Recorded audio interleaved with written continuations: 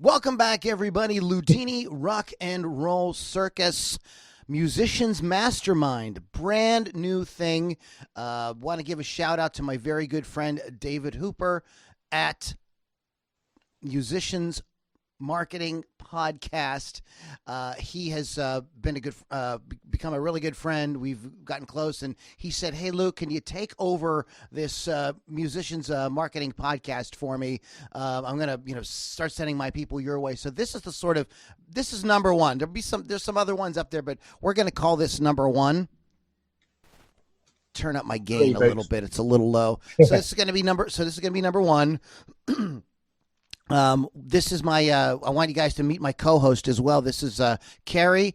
Carrie, why don't you, come on and, introduce yourself? Kerry JK. Well, I call myself a musician and misfit from the United. I've been, musician is what I do. I've done it all my life. I've been, I call it jobbing musician when I was making all my money from music. Found I hated it because it took music away from me. So what's most important for me is that I can express myself, do it in the best way possible, and help others to do the same. So these days, call me a artist, producer, and educator. I also do lectures in colleges and universities. All right, so we have to step it up a little bit, guys, here in the Ludini Rock and Roll Circus. We can't be so lowbrow with the humor and everything. We have a guy that lectures on college campuses, so we have to bollocks.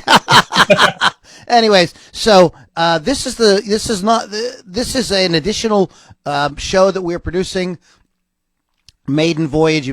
Some of you may know some of my other podcasts up there, my music podcast as well as my guitar stuff, and I do things with educational things and X videos and things like that. So this is a new show that we are launching here, all about musicians and marketing. I've been a podcaster for many, many years now. I have an extensive marketing education. David Hooper and I kind of came up through the same educational system with Dan Kennedy and the No BS marketing way of doing things, which is direct response marketing. And if all that sounds like a mouthful of language that you just can't get your head around, just relax. You will learn in time what we mean by things like direct response, and things like, you'll learn words like squeeze page or landing page. You'll learn things like funnel. So just you'll pick up on it as you go, as well as you're always welcome to chime in with questions here. You can follow us live. I do not have a direct link for you this week, but we will have a direct link for you next week to join our group on Facebook, Musicians Mastermind, where you can chime in and come on, because we're simulcasting this on there as well. Most of you, though, are going to be hearing this in a replay, through whatever podcast platform you like, iTunes, Spotify, whatever. Okay, so that's all that. So Carrie and I were talking about, well, what should we get into for our maiden voyage here as an actual podcast? And what was you had a good suggestion, Carrie, and I think we could talk about it. You want to kind of jump in with? I'm going to adjust this camera. I just sort of started from the main thing, really, which is who are you as a musician? So here's this thing. I mean, all of us sort of came to doing this for whatever reasons. Some people, it's because it just looks like a cool way to get rich and famous. Yeah. Absolutely. That's why I did it. Look at me. Yeah. Let's have a look back. Whereas then there's other people who, I personally, I'm not interested in being a celebrity of any kind. I see it more as an occupational hazard.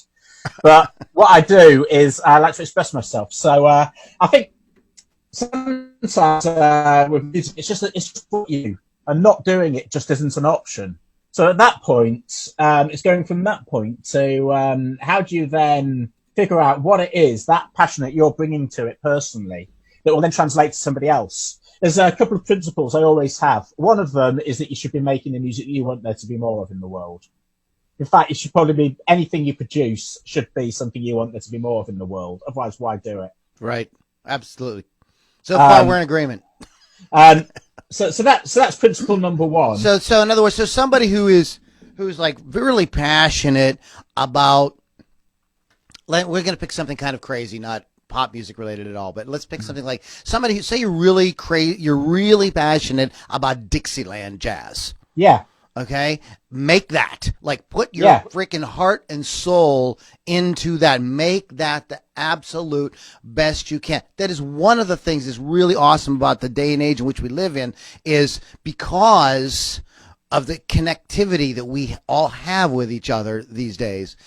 You can find those other people that are like you, that love Dixieland jazz. So don't be afraid if so maybe you're playing in a pop group or something like that, and you go, but I'm really passionate about Dixieland jazz. Go and start making awesome Dixieland jazz. But I'll develop that in a moment, because there's a little will come from there too, and it also comes into the second principle, which is do it for the people who feel the same way you do, and want to be told it's okay. Especially if what you're doing isn't the mainstream fashionable thing, or isn't what the mainstream's telling them what they should be doing. All the more reason for you to be able to reach them and say that, hey, you're not alone. And it's like I like the Sting song "Message in a Bottle," where he's throwing all these things out there, and it's like it's going nowhere. And then at the end of the song, it all comes back, and it turns out that it wasn't such alone after all. There's loads of other people who feel exactly the same way. It's just that you haven't met them. Well, that's that song is a kind of I don't know, is a kind of metaphor for really what you should be doing, or what you're kind of doing in in this day and age with music. You're putting that message in a bottle out there. That's and you're but instead of just floating it off and hoping that somebody finds it, what we hope to do here on the podcast, right, Gary, is to give you some guidance on how to get that bottle to the person who's going to not only find it but love what's in that message. Yeah, or who will relate to it. I mean, that's the other thing. Everything technical we do as musicians, and you should always be trying to get. I mean, that can be another principle. I wasn't thinking of it. I am making these principles up as I go along. but let's make this one number 3. Never stop learning. You never get to the point where, right, I've arrived now. Now I'm the expert, and now I can do it. The day you stop learning is the day you'll start sucking, because you'll just get stuck in a rut, and what worked yesterday won't necessarily work again today. I've probably learned more over the last few years from talking with people like Tom Robinson, like yourself, just getting amongst doing things at a high level, and just always finding a way forward. Even though and this is after about 30 years going around there as well. There's always something new to do and something new to learn. But that comes back to the point 1, which I'm going to define a bit more as a home base. I can't remember what the last one was I was going to say. So what have we done? We've done make the art you want there to be more of.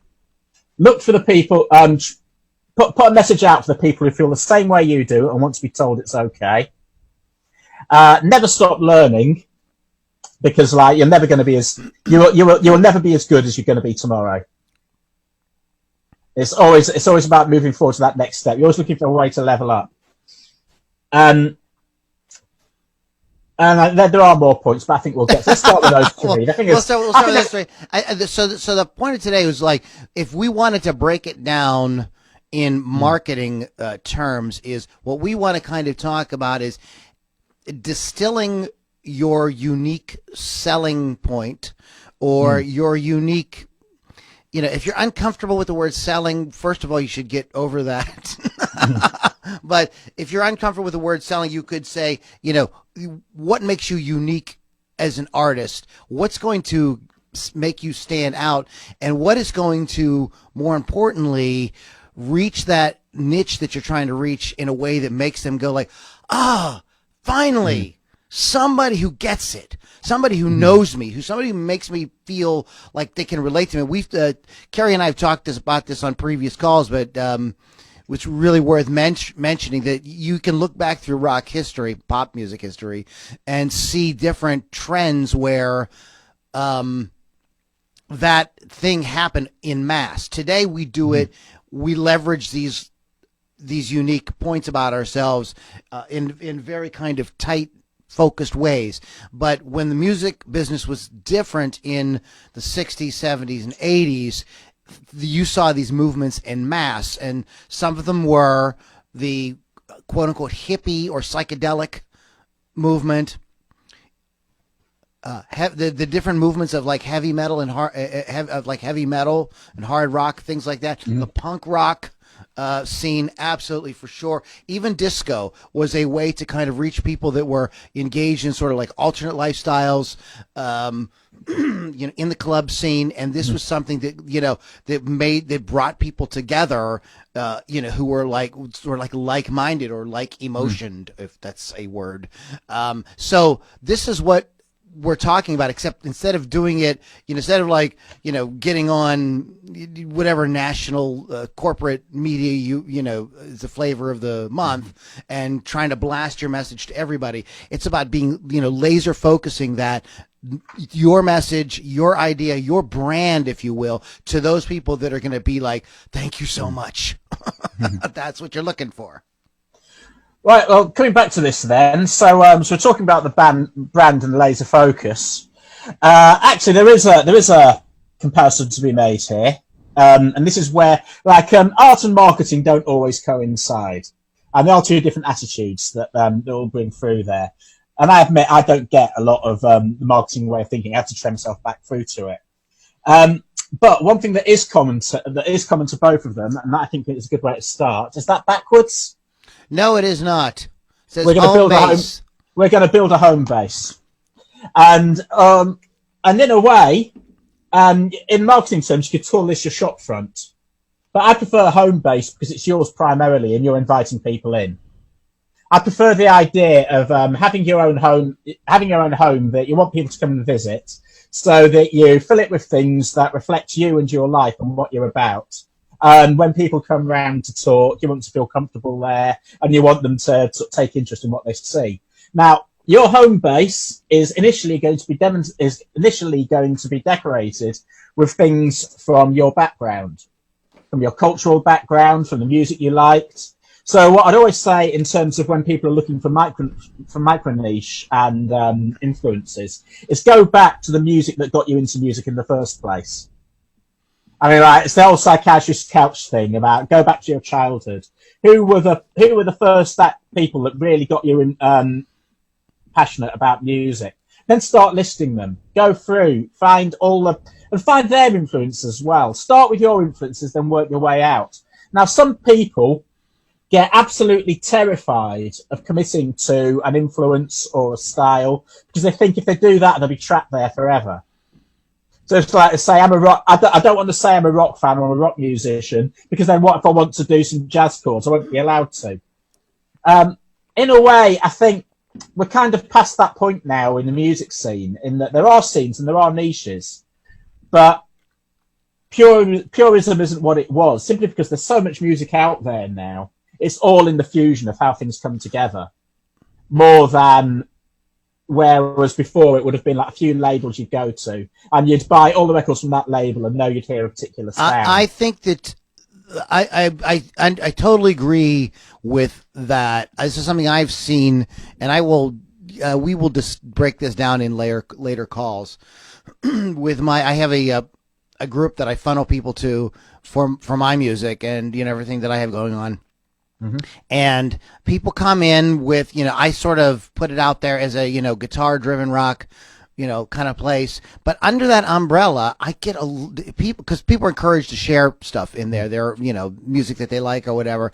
And there is a really wide mix of styles and sounds. And it seems like trying to find that, sometimes you think sometimes what you think is like that common thread is not the common thread that you are thinking of.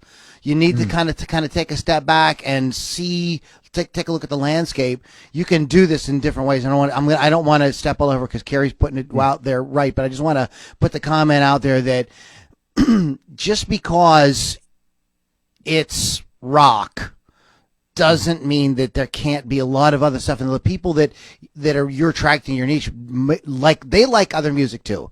So if you like other music, guaranteed that they probably like other music too. And it comes down to people, the are people that are passionate about music in general. You'll find that people that really love music, you know, there's the joke, the meme that goes around on the internet. Maybe you guys have seen, like, you know, it's a metal dude, and you know, it's like a drawbridge, and they're like, "Here comes country music, raise the drawbridge," and then it's like, "Oh wait, it's Johnny Cash. Okay, lower the drawbridge." So there is a certain, so that just shows that demonstrates the point that, like, even in some niche that you feel married to, there's room. It's just how you bring it to your base and how they want to receive it. So it's a little bit of you don't have to get. It's not overly complicated. You'll see it once you start bringing fans around you. You'll start talking to them, and you'll start seeing that. Oh, wait a minute, there's some deeper stuff going on here. This is why I like the home base analogy. To say initially, that home of yours is going to be decorated according to your background and your culture. But over time, you will leave your home to go on vacation or tour or wherever, and you will bring things back. Right. And then they will become part of the decoration in your home base, in amongst the stuff that's there, in amongst the stuff that's already part of that base there. So now, in addition to whatever it was, so if you started out with that whole rock thing, and maybe you've got a Fender hanging on the wall and a picture of Jimi Hendrix, but then maybe at some point you went out and you found a really cool jazz poster that reminded you of a great gig. So now that's in there next to all that stuff. And if it's happened organically, it won't be out of place because it's all just part of the overall thing. And you will be thinking of, and also what drew you to that will be something that both share. And so gradually, starting from all that, you don't have to deny your background to bring more stuff into it. Another thing I said earlier about make the music you want there to be more of in the world. That doesn't mean you have to just stick to that. I mean, like this, when you look into like someone like Iggy Pop is a huge jazz fanatic. And what he plays on his radio show now is he plays a lot of like really sort of like 60s smooth jazz. Although what he's known for is punk. And he says that when he started out, he tried lots of different styles, including jazz. But then what he ended up with, was punk rock. But that's because what he's about is about the performance and the statement that suits who he is. That's the bigger, I hate to say message, but that's like the bigger picture of who Iggy Pop is. And I think that's kind of what you're getting at, Carrie, that there's this bigger picture as you, in your home, as you grow and get older and stuff like that. Yes, you still, have that original ideas that you love or whatever, but other things will come and put themselves on. You mentioned Iggy Pop. I was saying on Sirius, I've been really addicted to Little Steven's Underground Garage, which is, they play music that like my parents made me listen to, but they also play the Ramones and they'll play like newer bands that are like, that have that sort of like, early punk kind of influence, but you hear like the Dave Clark Five and the Marvelettes and people like that, and it because of the way it's presented, you hear both of those all those genres, you hear them in a different way. What they're cleverly doing is kind of showing you the relationship between all these different things, and it creates this very unique listening experience, and that is something that you can do with your home base but it has to feel right. It has to be organic. Can't be what's the word I want? You can't just say pander to people and say, well, if people like this, people like that, I'm going to put this together. Yeah. This is why Iggy Pop's a great example here. I mean, this is why I like the term punk jazz, and it's what I describe what I do as. Because there is, if you draw a Venn diagram of jazz and punk, they actually cross over in more ways than you'd think. Part of the problem is this old Malcolm McLaren idea of punk being people who can't play, and if you can play, you're not punk. And that's a myth, by the way. It's there's a lot of punks who definitely can play. It's just that the playing isn't the point. It's the statement that you have to tell with it. I mean, you think about what the Stooges were like in the 60s. I'm not surprised at all that a man who's really into that kind of jazz would form a band like that, because there's improvisation in there. There's definitely a lot of the sort of lot of things that would come from the sort of beat poetry side of things. I mean, Iggy Pop's always been very poetic in his lyrics. Right. It's just that he took it right down. But then the musical improvisation in there. But what they did was they took the rawness and the emotion of it. Okay. And sometimes, like, one of the problems with jazz, and I say this having trained as a jazz musician and been on that as well, jazz sometimes has become a bit, especially given where it started and what the word jazz originally meant. Let's just say it's not what would be welcome now in a wine bar. Was never meant to be as nice as it became. This sort of like very sort of like easy listening wine bar music you have your dinner to. It's been co-opted. I don't want to get too much off on that tangent. Let's focus this back to our process. So the punk jazz idea there is sort of taking back that. Even something like sort of Charlie Parker and bebop might sound very melodic and might be very nice, but when you hear a bebop band play live or are really into it, it will pin you against the wall. It's ferocious. And they can make this really melodic music sound like a blast. That has been before we continue. Just real quick, that has been my problem with jazz for many, many years. Is people have completely missed the point. This music is supposed to be fierce.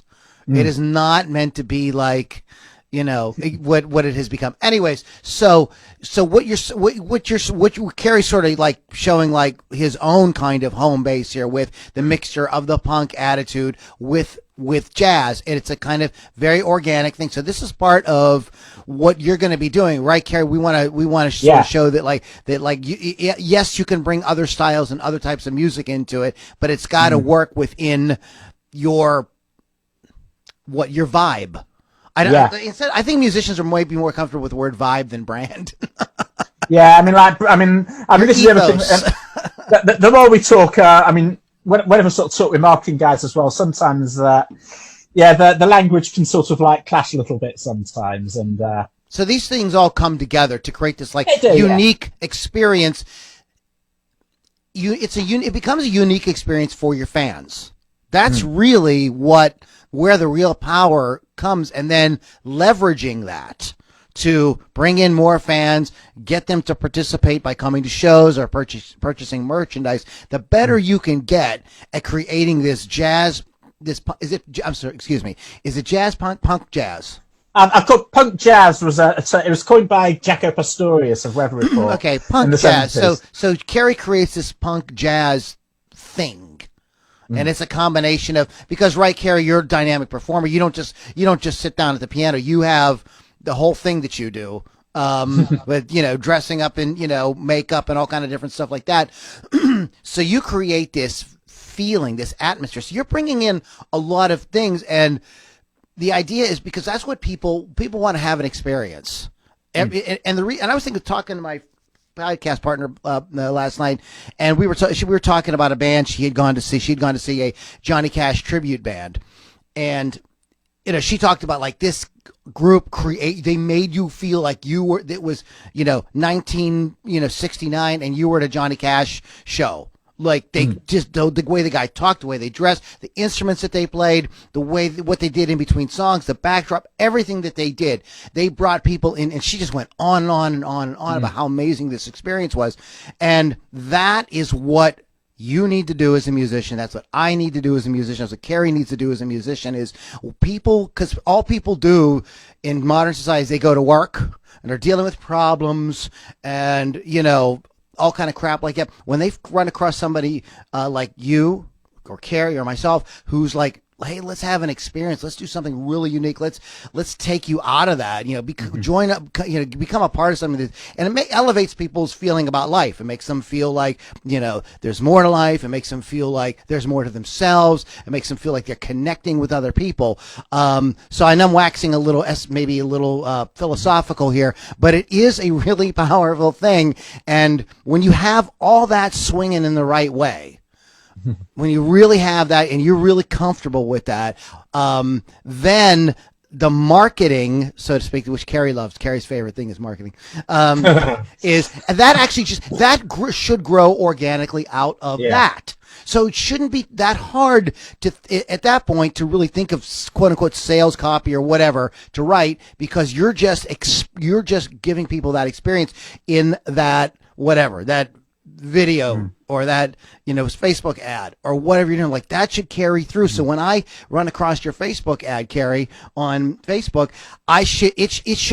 that should be the beginning of me coming into that experience, not like, oh, here's some schmuck trying to sell me something. Yeah. So that's where the marketing, that's where the art in the marketing can work together. Yeah. If marketing feels like marketing, it's bad marketing. Exactly. Thank you. That you said. I said I took 3 minutes to say something Carrie said in one freaking sentence. That's why he's here. So what do you have? Do you have sort of like some advice or some ideas for people to like how they should? Because we've kind of talked kind of metaphorically about a big picture kind of stuff. Well, basically, is get to know yourself. There's another thing that one of the things I've heard about this is that early on, when you're starting out as anything, as any kind of performer, you're throwing a lot of mud at the wall. You're trying out everything. You're trying a lot of different things. And you're waiting to see what sticks. But what everyone who's gone through that process will say is what ends up sticking tends not to be that different from the person that's throwing it. That was a direct quote from somewhere. I think it was Mick Foley. But the thing is, I mean, like you can't really jump it. You can't really jump stage. You have to go through the whole process to figure out exactly what it is. This is the long game, guys. This is not. This is. We have some very dear friends out there who are trying to help musicians, and a lot of people get discouraged because they look at these people's materials and don't understand why they're not a rock star in 6 months. Okay. Yeah, it's so yes. First of all, it is a marathon. It is not a sprint. So yeah, it's sort of finding out. You can't skip steps. Yeah, you're right. Yeah, you can't skip steps. You have to go through the whole process. But having said that as well, you do get to know exactly what it is that you personally want. I mean, it all comes back to what got you passionate about music in the first place. There will always be somebody or something that made you think, yeah, this is my moment. There will be these key milestone moments in your life. One of those for me was like the first time I heard jazz played live. I'd already been learning to play at that point, but I didn't go absolutely nuts with it until that was over, and until that moment came. I love that you're talking about jazz. Just to again digress, just briefly, I had the exact same experience.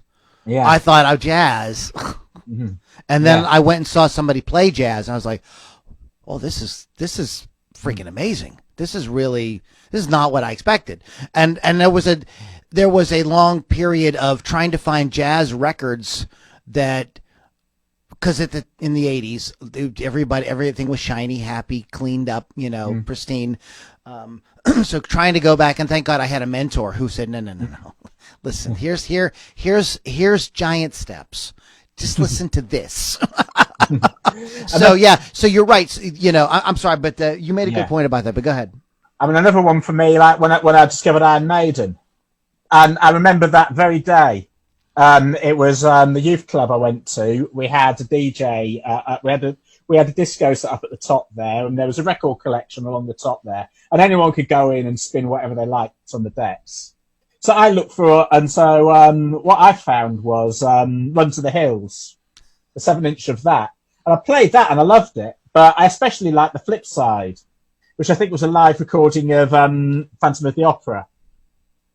Got that playing. Then I started playing all the Iron Maiden records I could find, and that moved out from there. Good. I already liked heavy music, sort of, but again, I hadn't really gone nuts with it until I started playing Iron Maiden and learned more and more about them. So what we want to get people to think about is those moments, like the moments like you and I both related about hearing jazz live for the first time, you discovering Iron Maiden for the first time. So so people should really think about, maybe even, I hate to say it, but maybe write it down.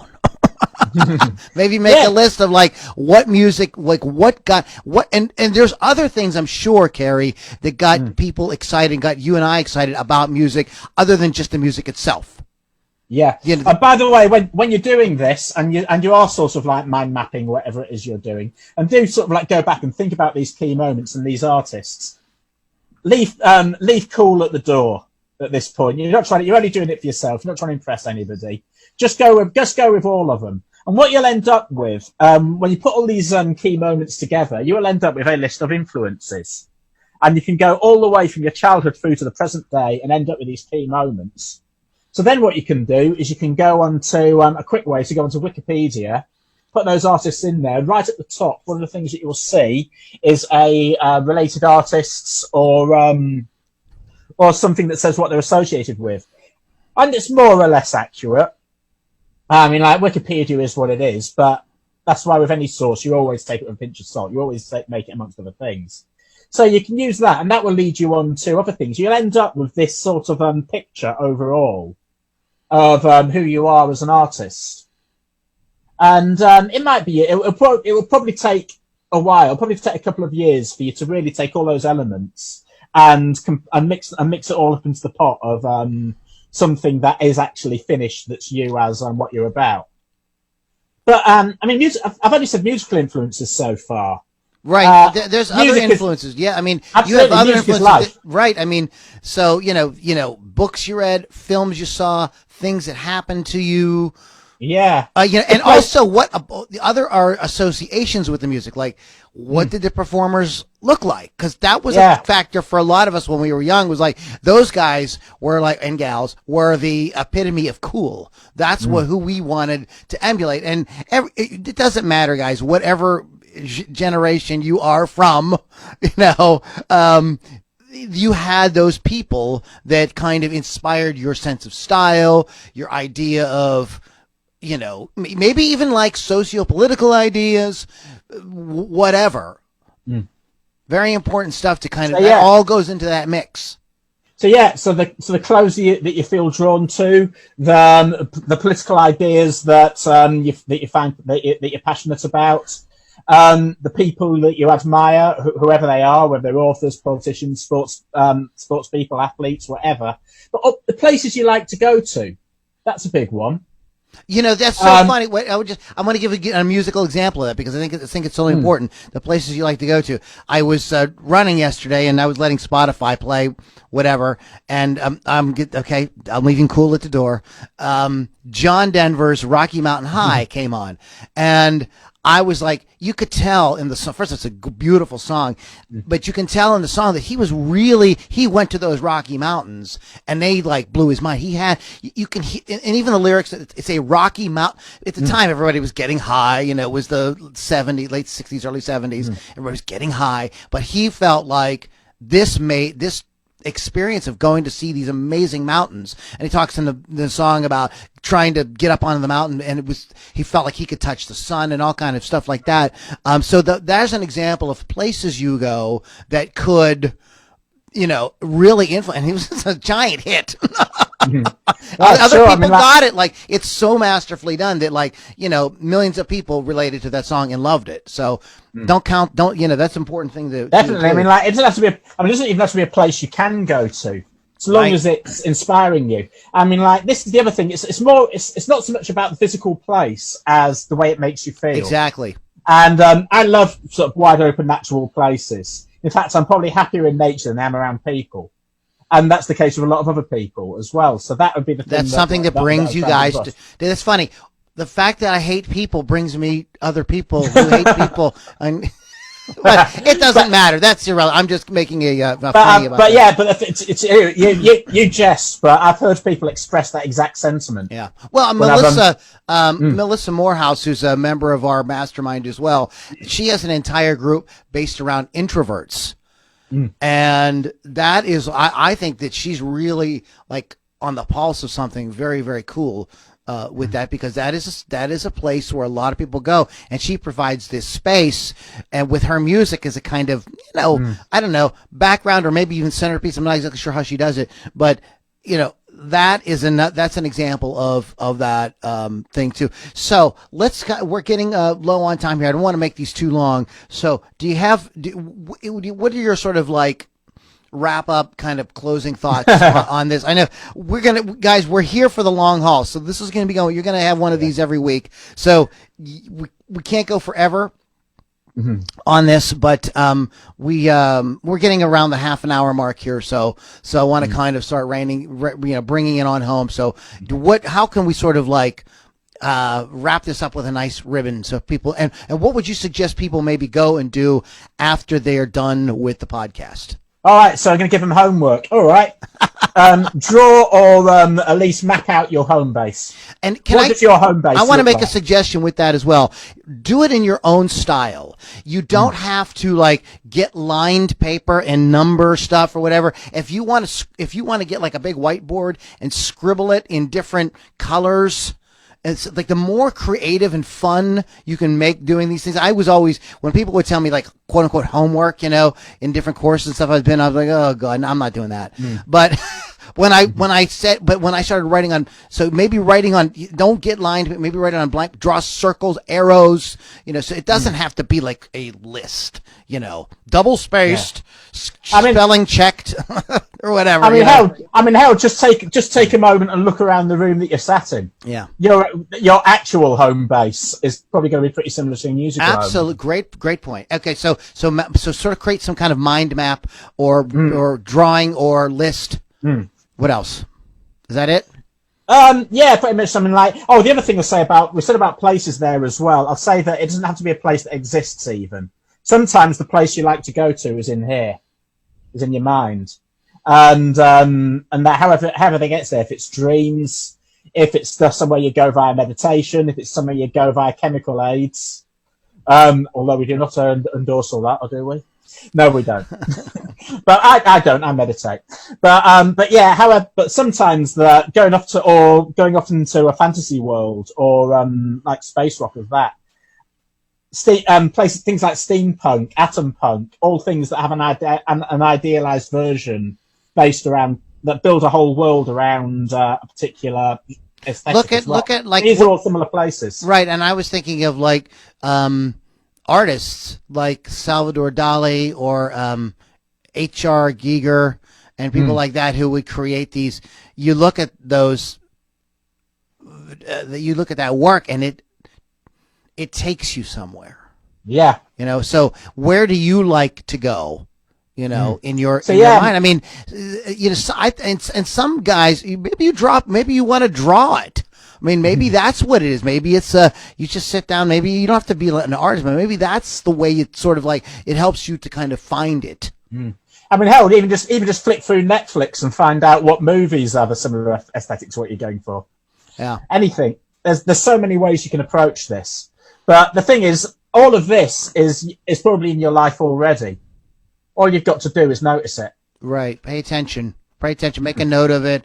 And when you can get a handle on this, and the next step is to be able to communicate it in some way that other people are going to understand. And the step after that is to go find those people. So we're going to be kind of exploring all of that throughout the coming podcast that we're going to be doing. Kerry, thanks a lot, man. It's always a pleasure to talk to you. I do. You come in with a lot of great organized thoughts, things really put together. So thank you very much. You can find us by just right now. What we're going to do is I'm just going to send you to my podcast website. We're going to be making some modifications. This stuff will all come in the coming weeks. We'll all be tweaked around a bit to make things a little bit easier for you. We'll have a direct link to get you to our mastermind and everything very soon. But you can just go to LouDiniRockAndRollCircus.com.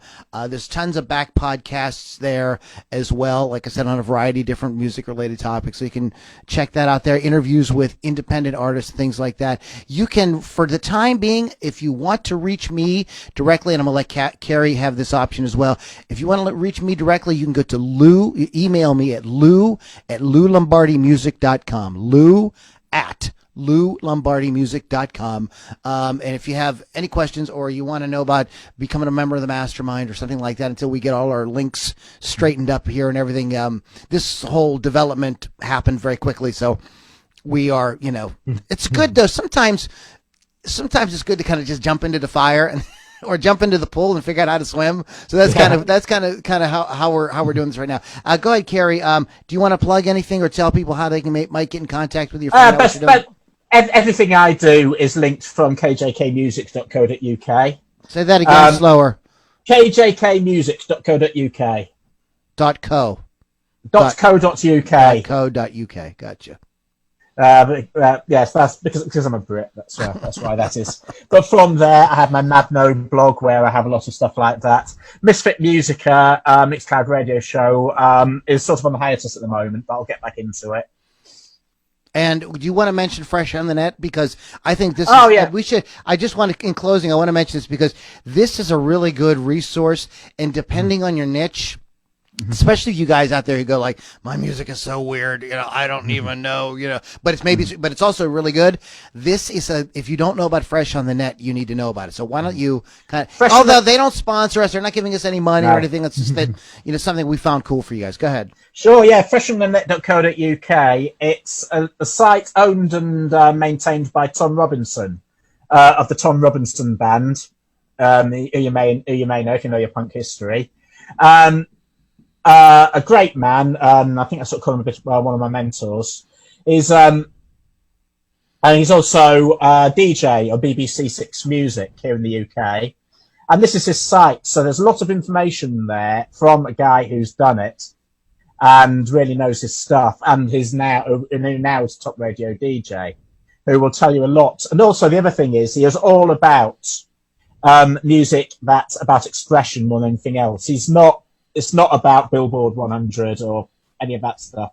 What he knows about is music that has integrity. He's also, the thing, real quick, before we go, he's got a no BS kind of approach. He does, So he just tells it exactly like it is, and he doesn't whitewash it. And we were talking about the long game earlier, and he's definitely one of these guys who understands that, like, if you got to go back and redo it 100 times, go back and redo it until it's right. Whatever it is, that sort of thing. Absolutely. Absolutely. But one of the things we do there as well, and I'm on the moderating team there, particularly for British, because it's still tied in with his radio show on BBC Six Music. So that's really, BBC Introducing is really only accessible to British artists or ones with a British link. But the listening post especially is where people will submit music every week, and we will listen to all of it. And we get it down to a short list of 25 tracks, which the public then vote on. And then that comes down to the 10 that we review that week. Okay. And we take it in turn to do it's my turn to do the reviews this week, in fact. Okay. But one of the things that just getting involved in something like that, and I'm sure there's other things around as well that do the same. And there's a lot. We'll be giving you guys more resources on stuff like that in the coming podcasts. But the more you can get exposed to other people who are on your level, or especially just above your level, the more you can listen to what people are doing, the better, because it will raise your game.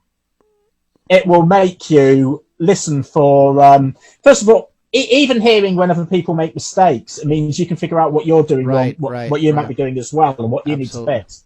And then you hear what other people are doing that you're not doing, that then you need to work on. That goes back to Principle 3 we said there, never stop learning. That's right. And that means learn from your heroes, but also learn from your peers. And any time you think you've nothing more to learn, then you've had it. All right, guys. Thanks so much for checking it out. Any questions? Like I said, lou@loulombardimusic.com.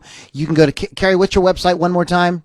kjkmusic.co.uk. And our website is loudinirockandrollcircus.com. Guys, thanks so much for hanging out, and we'll catch you on the next Loudini Rock and Roll Circus Musicians Mastermind.